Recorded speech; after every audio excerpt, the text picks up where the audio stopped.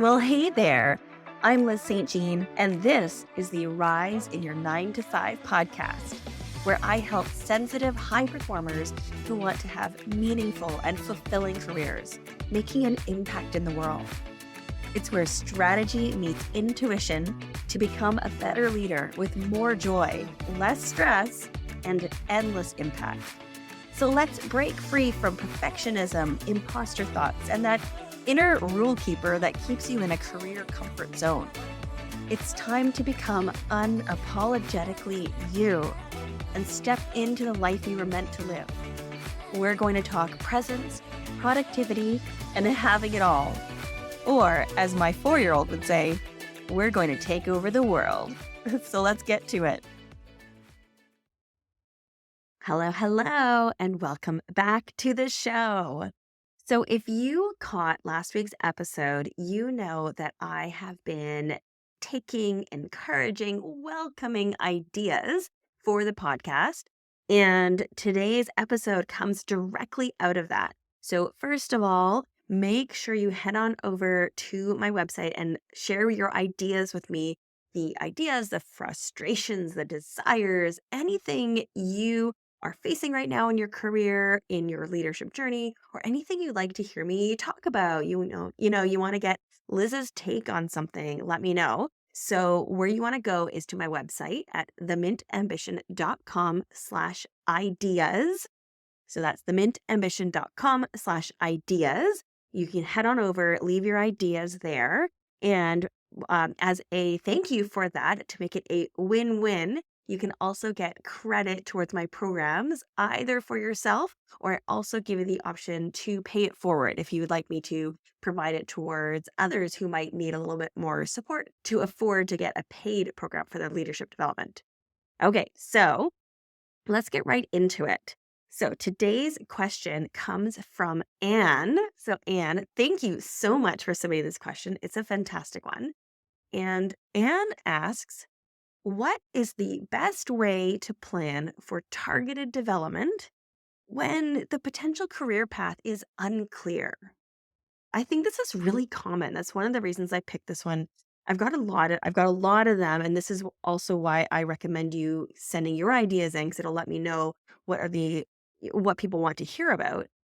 So I picked this one out of them because I think it pulls on a thread that a lot of people are feeling. I hear this in my different communities, the different programs that I run, as well as my free community. I do have a free Facebook community as well. And a lot of people are in places, whether it's a pivot point or a crossroads, or I've heard different analogies around it, where not quite sure where we're going next. Like, what's the next best step? We're trying to strategically plan. So you're at that place. And at the same time, you don't want to stop your development, right? You want to keep going, you want to keep developing. So you're wondering, okay, well, what should I be doing with my development when I'm not really sure what my career path is going to be?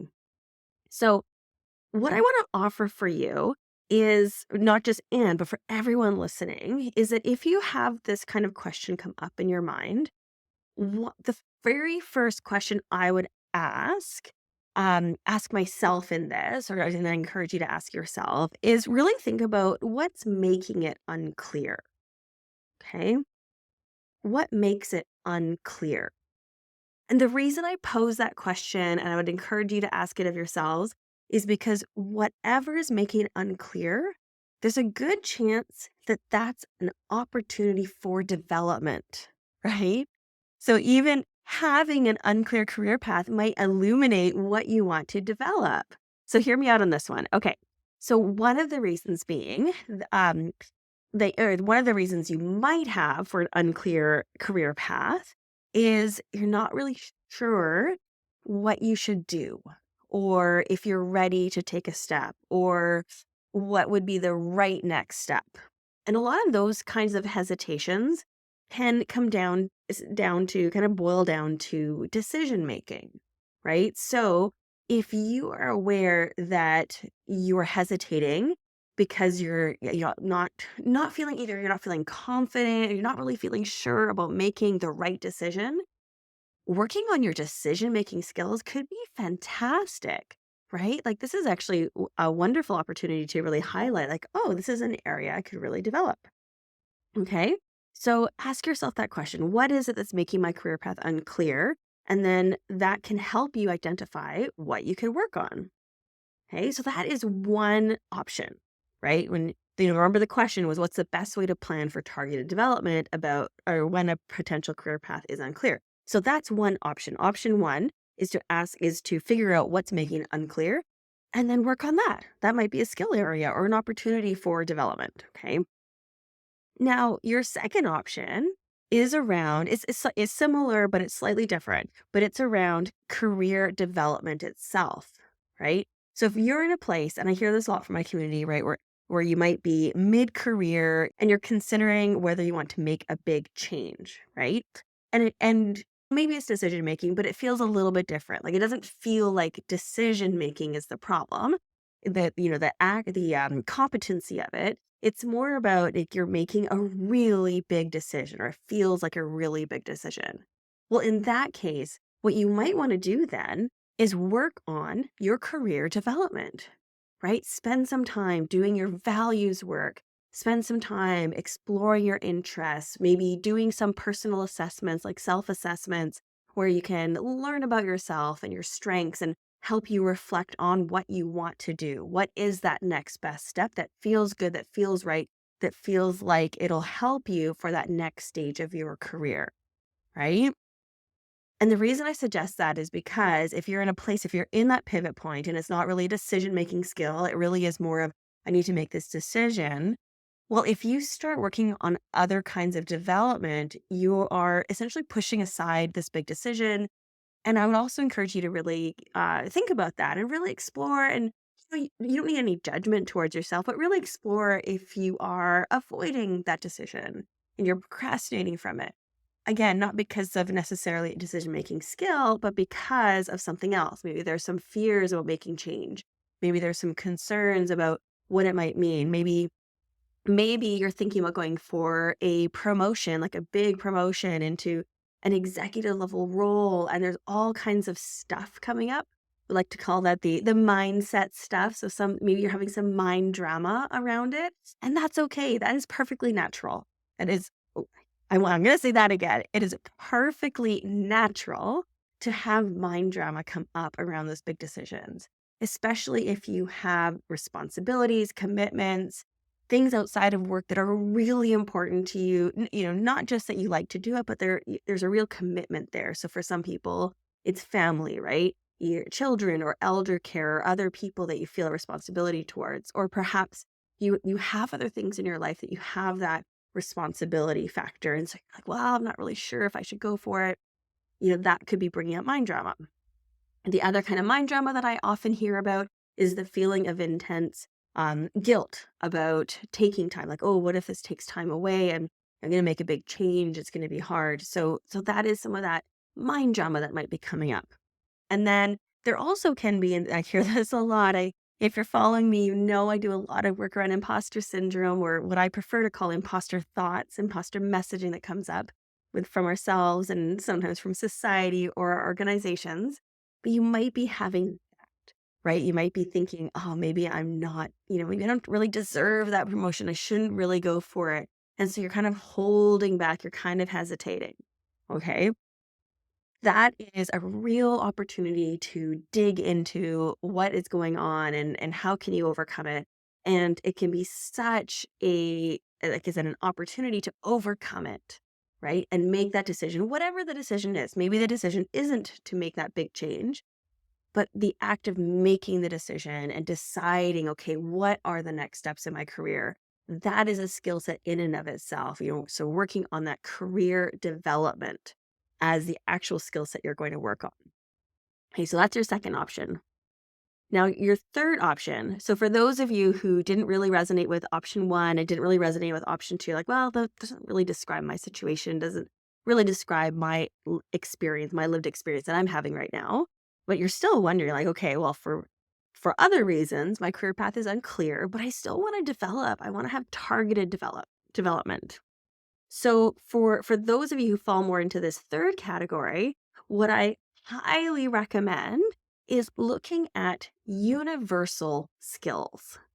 especially leadership skills, right? If you're listening to this podcast, I know you're thinking about your leadership. You want to be a strong leader, a positive leader, a well respected leader. You want to bring encouragement and positivity to your workplace. You want to make a difference in other people's lives.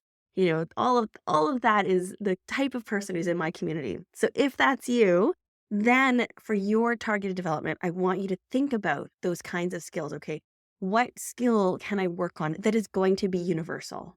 Because leadership skills and others, but especially leadership, the skills are universal. You can develop them whether you know your next career step or not. Whether you're going to retire in 6 months or you just started your career 6 months ago, right? These are skills that are absolutely valuable to develop at any point in your career. And what I want you to consider, so when you're deciding, there's a lot of things we can consider, but let's make it like super simple, is that consider either skills that you want to, let's call it enhance, or skills that you want to, let's call it build. And so what I mean by that, the skills you want to enhance, those are the ones that you already excel in. They're things that really support you in being successful. And we're going to hone those. We're going to enhance them, right? There is nothing wrong with doing that. I'm a big proponent of strengths-based development. So think about what makes you amazing. What are you strong at? What fuels you and what fuels you to perform at your highest levels? Enhance that. How fun would that be, right? Like really focus on that. So let's say you are already a strong communicator, right? Take either some programs or courses or practicing. You don't have to take a course to work on your development, right? Just being mindful of it will contribute to your development. But work on that and enhance that communication skill that you already have. Okay. On the other hand, you can also build some skills. So this would be if you have areas, and again, especially in leadership, and especially if you're looking to rise the actual ranks in the sense of getting a promotion, moving up to next levels. If you have areas of your leadership that you could use some work, could use some tinkering, are not your strongest areas, here's what I would suggest is that if you know that you need to get it to a certain level, if you're like, okay, let's use communication again, you're like, well, I really dislike speaking in front of groups. And you can just be really honest with yourself, very neutrally, very compassionate to yourself. But you can say to yourself, like, well, I don't really like it. And, I've received some feedback that it could use some work. That's okay. It's okay to get that kind of feedback, even though, okay, here's a little thing. None of us like it. I mean, there's articles and books about, I think there's a book called Thank You for the Feedback. And I know we're supposed to love feedback and crave it. But if you're anything like me and the people in my community, we don't really love that kind of constructive feedback, right? So let's acknowledge that and also realize that at the same time, it is a gift. It is helpful to receive that feedback.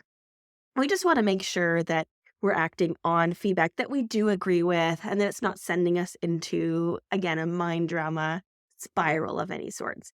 But if you feel okay about it, you're like, I really could use some uh, brushing up of my communication skills, let's say, then you can work on that. Then you can work on building up that skill set, whether it's communication or something else, whether or not you know that next step in your career path. You don't need to know it to work on that skill, right?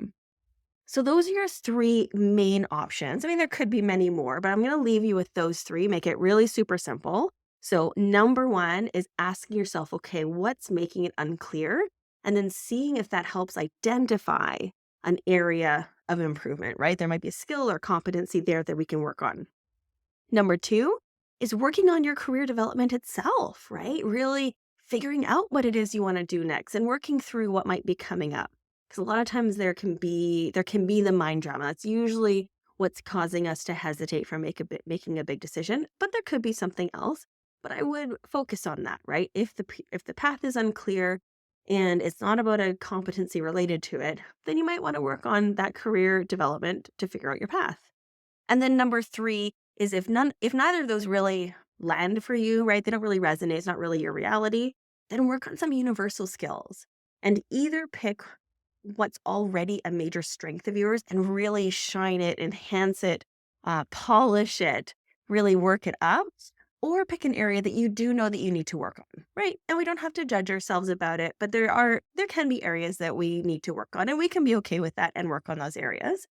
But I would pick one of those two. I wouldn't pick anything really in the middle. Pick either something that's a super strength or something that you know you need to kind of get it up to a more minimal level. You need to bring it up a little bit.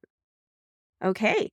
So, with that, what I want you to do now, your call to action, two things. One is figure out, okay, what are you going to work on? What is going to be your personal development, your professional development, or your career development over the next little while? What is it you want it to be? And then number two, I want to hear from you about what are your ideas for some of the other episodes of the podcast. What would you love to hear about? What are some topics that are really coming up for you, maybe your colleagues? So head on over to my website. It's themintambition.com/ideas. And with that, have a wonderful rest of your day, and I will talk to you next week. Thank you so much for listening to this episode. Now, before you go, make sure you click to follow the show. This way, you don't have to go looking for the latest episode. I'll come to you. Just click the plus button or the follow, and you'll get the latest episode fresh off the press. Thanks again, and remember that you are amazing. Now get out there and rise.